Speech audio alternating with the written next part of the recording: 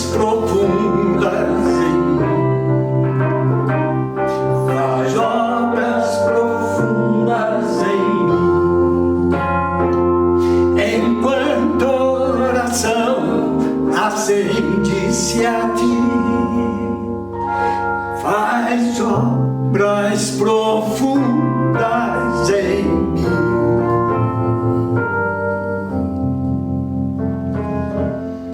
Meus queridos, a paz do Senhor, aqui, meus irmãos, juntos, mais uma vez, para ouvirmos a voz de Deus, aprender a palavra do Senhor.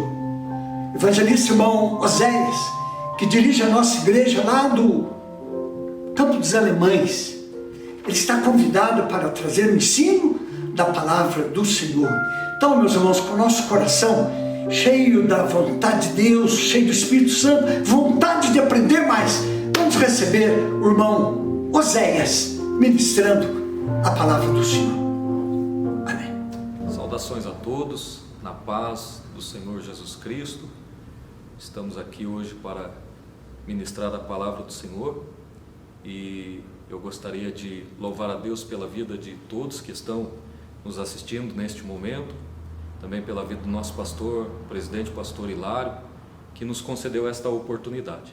Eu gostaria de, neste momento, fazer uma leitura bíblica para a nossa reflexão daquilo que nós estaremos tratando no dia de hoje. Eu gostaria que você abrisse a sua Bíblia comigo no Evangelho segundo escreveu Mateus, capítulo de número 25. Mateus, capítulo de número 25, nós vamos ler do versículo de número 1 até o versículo de número 13, que trata de uma parábola contada pelo Senhor Jesus Cristo, e uma parábola bastante conhecida da maioria daqueles que são leitores das Escrituras Sagradas. Mateus capítulo 25, versículos 1 ao 13, eu vou ler o texto e peço que você acompanhe, que diz assim: Então o reino dos céus será semelhante a 10 virgens que, tomando as suas lâmpadas, saíram ao encontro do esposo. E 5 delas eram prudentes e 5 loucas. As loucas, tomando as suas lâmpadas, não levaram azeite consigo, mas as prudentes levaram azeite em suas vasilhas com as suas lâmpadas, e tardando o esposo, tosquenejaram todas e adormeceram.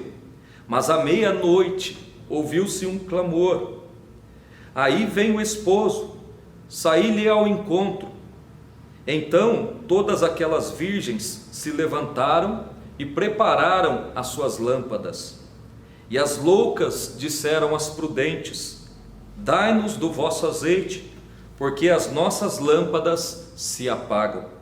Mas as prudentes responderam, dizendo: não seja caso que nos falte a nós e a vós.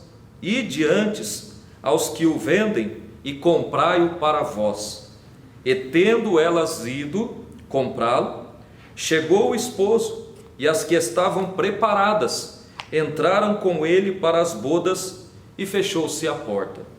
E depois chegaram também as outras virgens, dizendo: Senhor, Senhor, abre-nos a porta.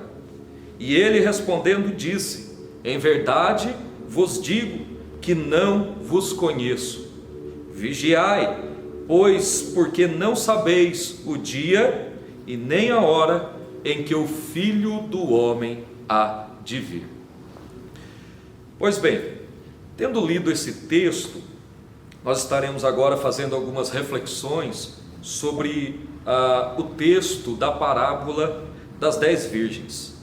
Aqui Jesus ele está contando uma parábola, ele está utilizando um recurso de linguagem que era muito comum na época de Jesus e até antes mesmo, aonde na parábola, aquele que conta a parábola, ele tem o objetivo de pegar coisas, situações do cotidiano e e usar essas situações para fazer uma aplicação espiritual em cima daquilo. Ou seja, parábola é um meio de fazer comparações.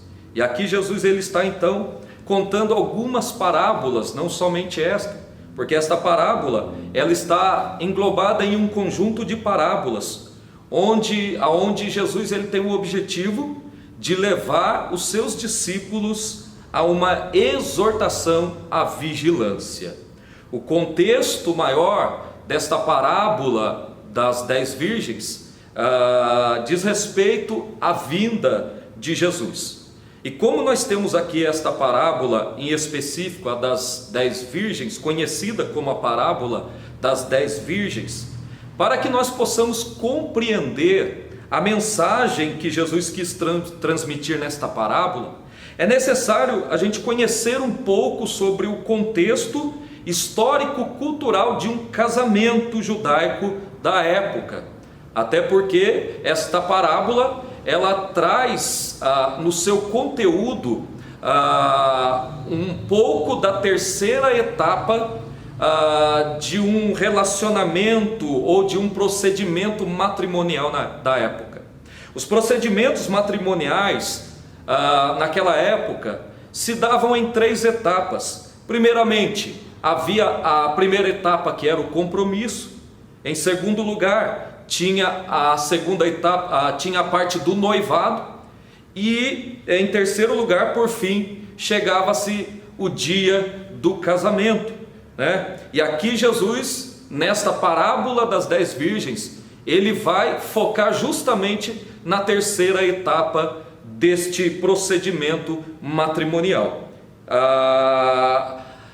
Então vamos entender um pouquinho, aqui para a gente entrar no texto, entender um pouquinho como, de maneira resumida, como funcionava um casamento naquela cultura, naquele contexto cultural.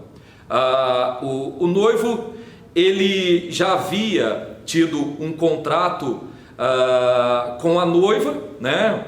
Mais propriamente com os pais da noiva, até porque as mulheres casavam com a idade muito precoce, muito cedo naquela época, e ali era todo o procedimento, ele já havia sido, né, combinado, o dote, que é o preço da noiva, e vários outros elementos que compunham esses procedimentos matrimoniais na Palestina da antiguidade. E quando chegava o dia do casamento propriamente dito, o noivo ele reunia alguns de seus amigos, os amigos do noivo, e ele ia junto com seus amigos até a casa da noiva, aonde a noiva também estaria esperando a chegada do noivo junto com suas amigas, as amigas da noiva, que provavelmente eram virgens como ela também deveria ser. E ali a noiva ficava aguardando junto com as suas amigas, até que o noivo chegava e ele pegava a noiva e ambos iam para um cortejo até a casa do noivo, aonde de fato se consumaria o casamento. Mas até o noivo chegar aonde estavam aquelas virgens, as amigas da noiva, havia uma longa demora, porque naquela cultura, né, diferentemente da nossa cultura ocidental de hoje, pós-moderna, quem se atrasava para o casamento era o noivo. Era muito comum o noivo se atrasar para o casamento, a sua chegada demorava um pouco, e assim elas deveriam esperar pacientemente até que o noivo chegasse e desse continuidade ao procedimento, dessa terceira etapa do procedimento matrimonial. Então, sabendo deste contexto histórico-cultural do casamento, nós podemos extrair deste texto algumas mensagens para o nosso cotidiano, né? Embora a parábola ela não nos permite, né, como alguns pensam, ela não nos permite nós usarmos de alegoria, né, de alegorização na sua mensagem. A parábola, ela tem uma mensagem central. Quando Jesus ele contou esta parábola, ele tinha um objetivo central para com a mensagem desta parábola. Mas nós podemos extrair, além da mensagem central de Jesus nesta parábola, nós podemos extrair algumas lições, algumas advertências para o nosso cotidiano, na nossa caminhada e jornada cristã. E é isso que eu gostaria de fazer contigo neste momento. Bom, primeiramente, a primeira lição que nós podemos extrair deste texto da parábola das 10 virgens, que está no versículo de número 2 que nós lemos há pouco, aonde Jesus ele diz neste versículo que 5 dessas virgens, dentre essas 10 virgens, 5 eram prudentes e 5 loucas. E qual é a primeira lição que nós podemos extrair deste texto? A primeira coisa que a parábola ela nos ensina é a de que pode existir 2 tipos de crentes: os crentes prudentes e os crentes nécios. Na parábola, os nécios eles são representados por aquelas virgens que, mesmo sabendo que a qualquer momento o noivo ele viria para levar a noiva para a sua casa, elas não se prepararam devidamente, da forma adequada para este evento. Elas faziam, essas 5 virgens nécias, ou algumas traduções chamam de loucas, elas faziam parte do grupo das virgens. Elas conheciam o noivo assim como as outras prudentes. Elas tinham também o convite do noivo, como as outras 5 prudentes também tinham, mas elas não esperaram pelo noivo como deveriam. Já por outro lado, nós temos aqui as outras 5 virgens prudentes, que são representados pelas virgens. Elas sabiam que o noivo viria e se comportaram com prudência e sabedoria. Sabiam que precisariam de azeite para manter as suas lamparinas acesas durante o cortejo até a casa do noivo. Até porque os casamentos, dentro da cultura da época, os casamentos eles eram realizados ao entardecer ou ao anoitecer. Então era tradição essas amigas, essas virgens, essas amigas da noiva, elas irem carregando lâmpadas, lamparinas, para iluminar o caminho e ali levar a noiva até a casa do noivo. Então nós temos a situação aqui de 5 virgens prudentes que esperaram o noivo prudentemente, da forma como deveria esperar, e 5 nécias ou 5 loucas que, mesmo sabendo que o noivo viria, elas não aguardaram da forma que deveriam aguardar. Elas tinham todas as características das outras, eram virgens, tinham o convite do noivo, né? Tinha o conhecimento, a ciência de que o noivo viria, mas não aguardaram como deveriam aguardar. Então a única diferença entre as nécias e as prudentes estava justamente no preparativo, se mantendo com azeite de reserva. Todas elas eram virgens, todas elas tinham lamparinas, todas conheciam o noivo, todas foram convidadas para a festa, mas somente 5 delas se prepararam como deveria estar preparada. Nós podemos já fazer aqui uma aplicação para os nossos dias atuais, para a igreja de Jesus Cristo. Nós devemos aguardar com prudência, com sabedoria, e com ansiedade a chegada do noivo, porque ele prometeu que ele vai voltar, ele prometeu que ele vai buscar a sua noiva, e se ele prometeu, ele vai vir, ainda que pareça tardia a sua vinda, ainda que para alguns, na perspectiva de muitas pessoas, essa volta parece que não vai acontecer, parece que o noivo abandonou a sua noiva, parece que o noivo já não tem mais interesse pela noiva, mas o nosso Senhor Jesus Cristo, Ele pagou um alto preço por esta noiva, que é a igreja do Senhor, e Ele não vai abandoná-la, Ele vai voltar para buscar. Então cabe a nós nos comportarmos como as virgens prudentes, que mesmo consciente de que o noivo poderia demorar, elas guardaram azeite de reserva para a eventual chegada do noivo.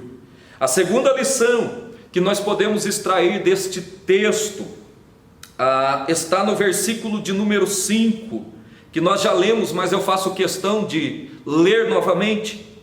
É quando Jesus diz assim: e tardando o esposo, tosquenejaram todas e adormeceram.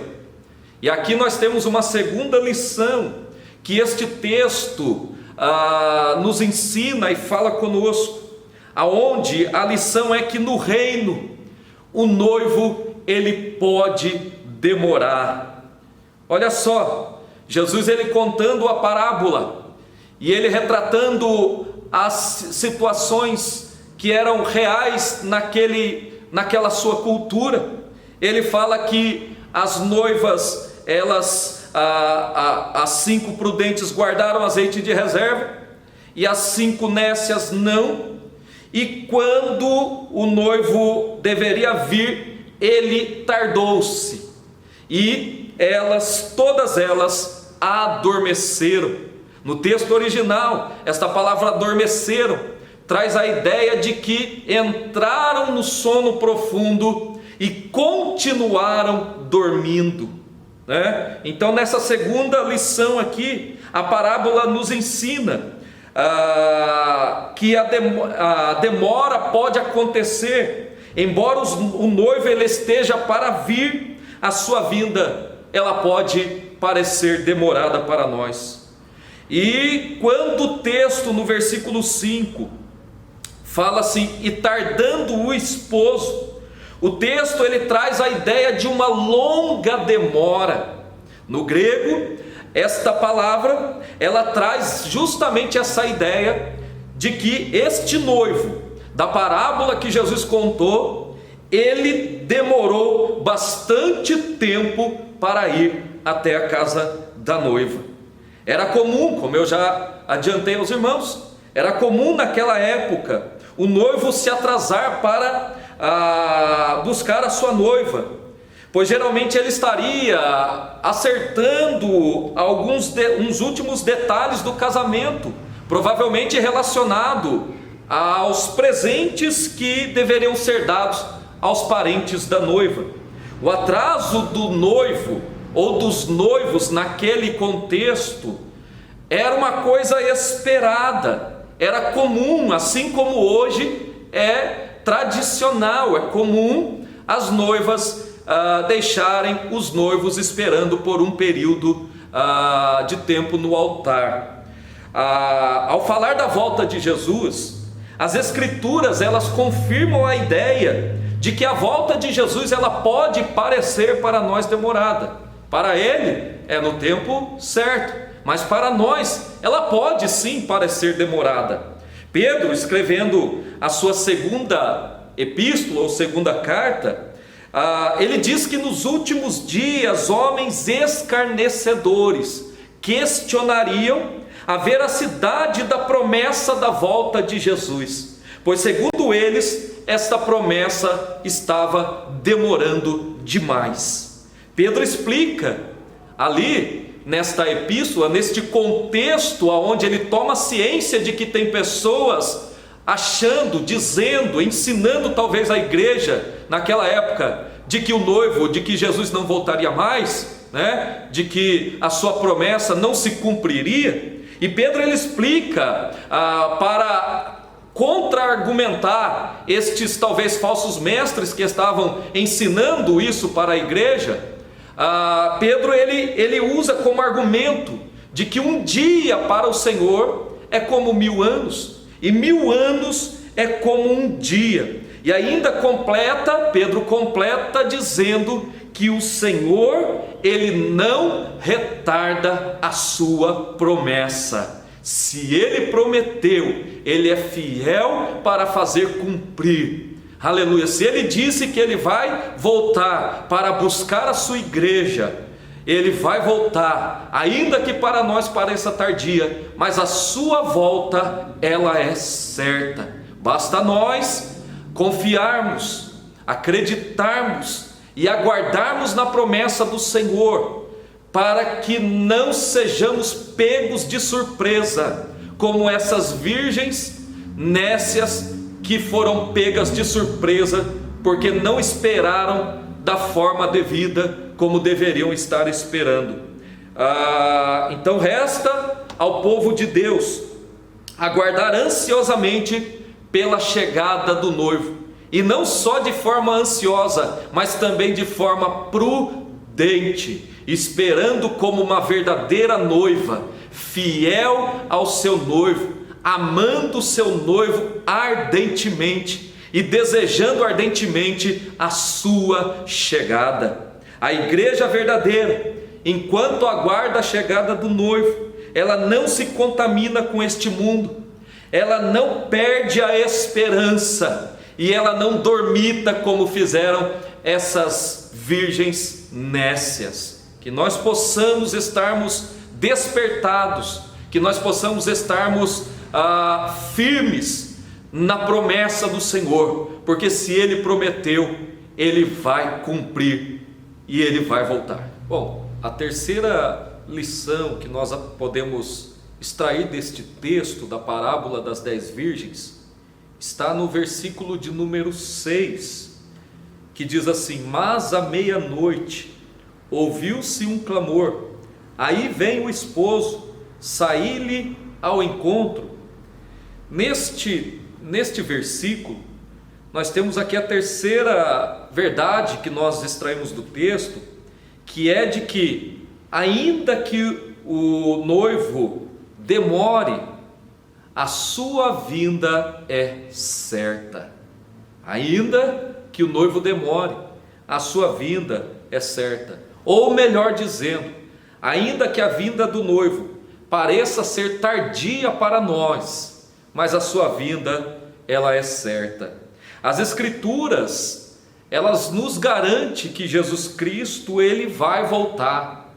Quando lemos no Evangelho de João, no capítulo de número 14, Jesus pregando um sermão aos seus discípulos, Ele diz assim no versículo 14, no capítulo 14, versículo 1: não se turbe o vosso coração, credes em Deus, crede também em mim. Na casa de meu Pai há muitas moradas, se não fosse assim, eu vou-lo teria dito, pois vou preparar-vos lugar. E se eu for e vos preparar lugar, virei. Olha só o que Jesus está dizendo: virei outra vez e vos levarei para mim mesmo, para onde eu estiver, estejais vós também. Ainda que alguns estudiosos, alguns intérpretes, diz que Jesus, nesse texto, ele está se referindo à vinda do Espírito Santo, a descida do Espírito Santo, porque lá na frente ele vai fazer menção de que ele iria para o Pai, mas ele enviaria um outro Consolador. Mas a fala de Jesus no versículo de número 3 não nos deixa dúvida de que Jesus, ele está prometendo que um dia ele vai voltar e vai nos levar para onde ele estiver. Ou seja, ele está prometendo que para onde ele foi, um dia ele vai voltar para nos levar também para este mesmo lugar, nas moradas celestiais. Louvado seja o nome de Jesus. Lá no livro de Atos, no capítulo de número 1, os discípulos, eles questionam a Jesus após a aparição de Jesus já ressurreto. Os discípulos questionam Jesus sobre quando o reino, na concepção deles de reino até então, quando o reino de Deus estaria sendo implantado definitivamente. Eles tinham uma expectativa de que o Messias, quando ele se manifestaria, ele tiraria o jugo pesado do Império Romano sobre eles. E agora eles estão questionando Jesus sobre este tempo, se é agora. Eles estão ansiosos para ouvir da parte de Jesus, de que eles estariam livres da opressão, do jugo do Império Romano, né? Ao que Jesus ele responde a eles, que não competia a eles saber datas, tempos ou épocas estabelecidas por Deus. Mas Jesus ele prossegue, e ao prosseguir ele promete a descida do Espírito Santo sobre esses discípulos, para que eles sejam revestidos de poder, para testemunharem de Cristo. Ou seja, a descida do Espírito Santo no dia de Pentecoste tinha a função principal de revestir os discípulos de poder, para eles testemunharem do reino de Cristo, para eles testemunharem do Evangelho salvador e poderoso de Jesus Cristo. E assim Jesus, trazendo esse discurso aos seus discípulos, ele é elevado às alturas, e quando ele é elevado, os discípulos ficam olhando para as alturas, para aquela cena, enxergando Jesus sendo elevado até as nuvens, e eles ficam perplexos olhando para cima, ao que aparece dois varões de branco,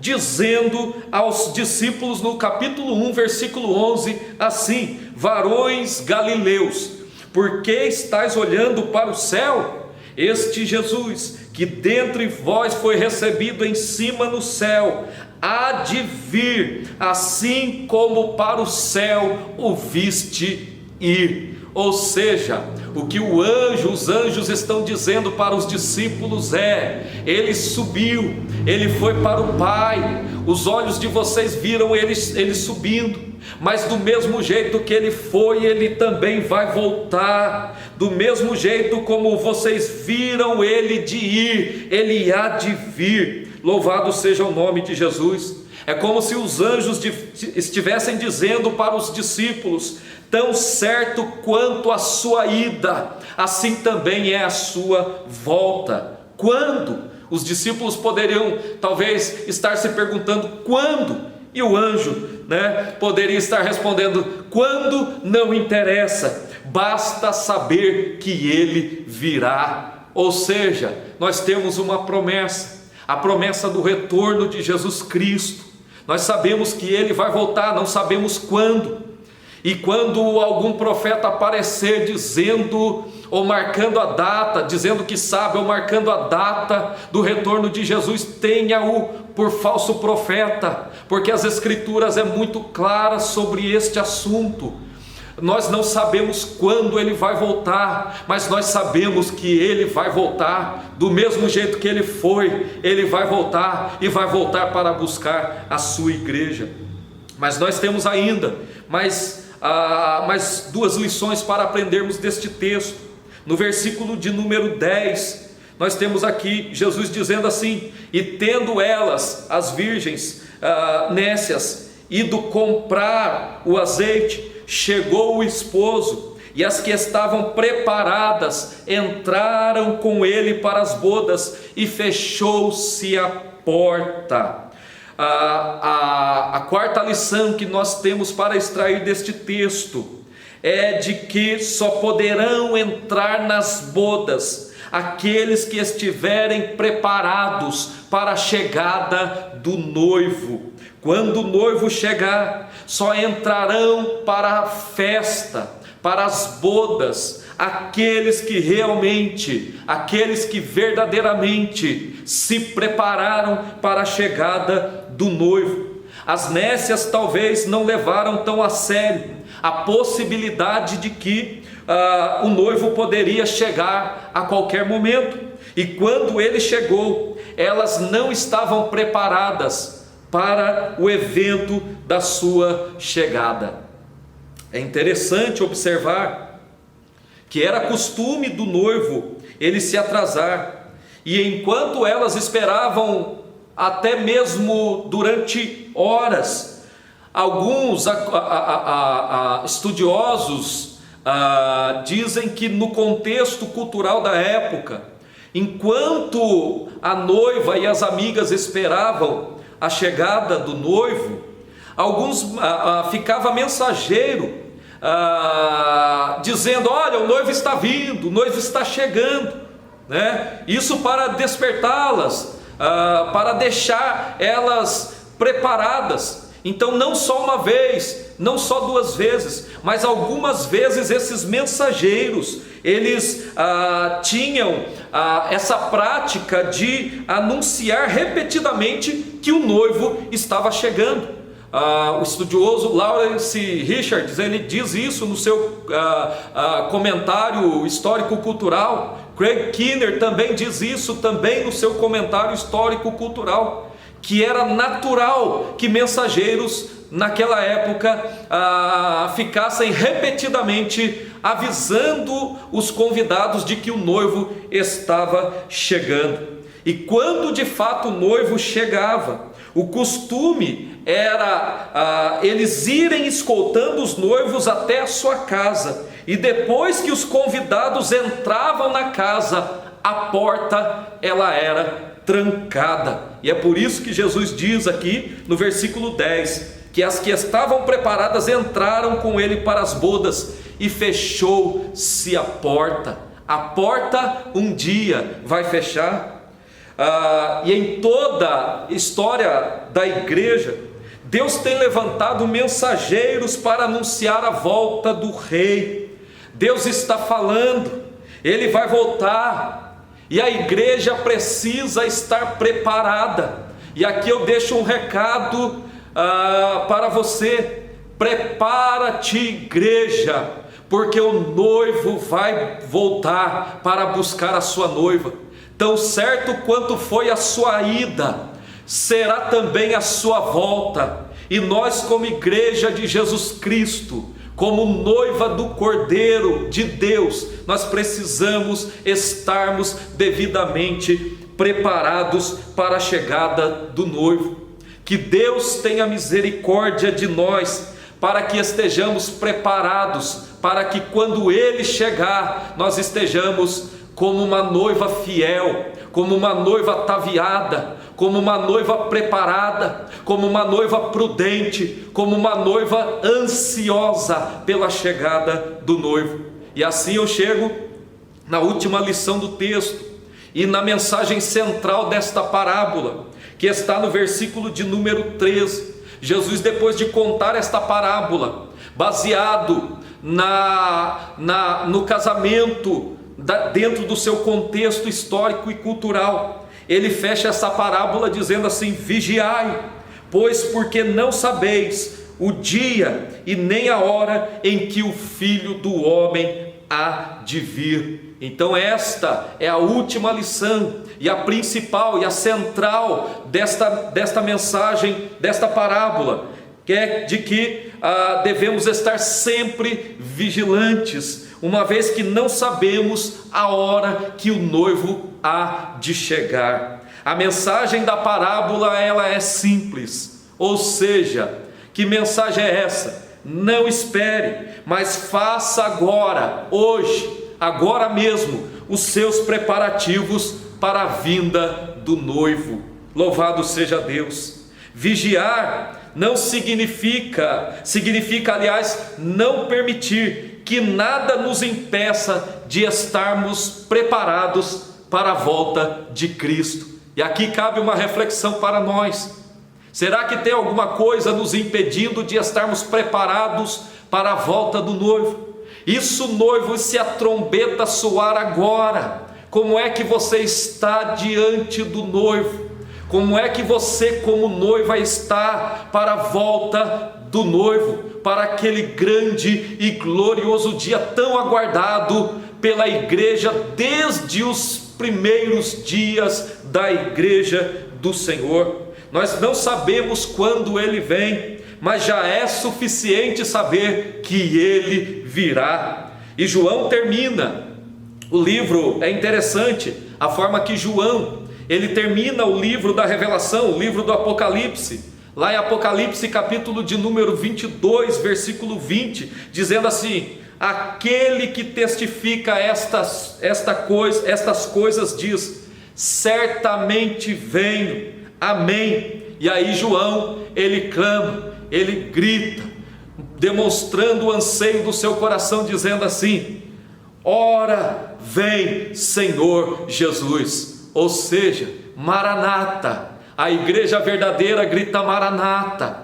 A igreja preparada grita Maranata. A igreja preparada está clamando, dizendo Maranata, porque ela sabe que quando o noivo vier, ele vai encontrar ela linda, ataviada, preparada, pura, santificada, consagrada para a sua chegada. E quando ele vier, ele nos levará para junto dele. Nós passaremos então pelo julgamento do trono branco, um julgamento que não é para condenação, mas tão somente para nós recebermos o nosso galardão por todas as nossas obras que praticamos aqui. E depois desse julgamento do trono branco, aliás, desse julgamento, nós estaremos ali, o julgamento do tribunal de Cristo, aliás, nós estaremos assentados na mesa do rei, para nos alegrarmos com o rei, com o noivo. Louvado seja Deus. E assim eu termino, aleluia, também em Apocalipse, no capítulo 19, versículo 7, aonde diz assim: regozijemo-nos e alegremo-nos e demos-lhe glória, porque vindas são as bodas do Cordeiro, e já a sua esposa se aprontou. Que Deus nos abençoe, que Deus nos dê graça para estarmos preparados para a vinda do noivo, porque Ele prometeu que Ele vai voltar para buscar a sua noiva, e quando Ele voltar, Ele vai nos levar para junto dEle, e ali não haverá mais choro, nem pranto, nem dor, nem tristeza, porque as primeiras coisas já se passaram, e eis que tudo se fez novo. Fica firme, igreja. Eu sei que estamos passando por um momento de tribulação que muitos, talvez todos nós, nenhum de nós passamos até o dia de hoje, um momento de isolamento social, mas Deus está conosco, aleluia. Nós não estamos, nós podemos não estar congregando em comunidade, mas a nossa fé está arraigada naquele que vive e reina para todo sempre, porque nós acreditamos na sua promessa. Fica firme, fica preparada, porque um dia o noivo vai voltar para buscar a sua igreja e nós estaremos com ele. E que Deus te abençoe em nome do Senhor Jesus Cristo. Eu convido você a orar, a fazer uma breve oração juntamente comigo após aquilo que nós aprendemos aqui. Senhor nosso Deus e nosso Pai, é no nome do Senhor Jesus Cristo que nós te agradecemos pela sua poderosa palavra, que nos exorta, meu Senhor, a aguardarmos ansiosamente a chegada do noivo Jesus Cristo. Meu Deus e meu Pai, nos dê graça, meu Senhor, nos dê graça para nós estarmos firmes para aquele grande e glorioso dia, aonde nós seremos reunidos, Senhor, meu Deus e meu Pai, junto a todos aqueles que já partiram para o Senhor, e estaremos adorando ao Senhor na beleza da sua santidade. Meu Deus e meu Pai, guarde os nossos corações, guarde os nossos pés, Guarda todos, Senhor, meu Deus e meu Pai, que neste momento, Senhor, ouviram esta palavra, e que esta palavra possa acender uma chama no nosso coração, Senhor, para que nós possamos continuar aguardando a volta do noivo ansiosamente, para que nós possamos estarmos juntos adorando ao Senhor. Assim eu te agradeço, ó Pai, por tudo, em nome do Senhor Jesus. Amém.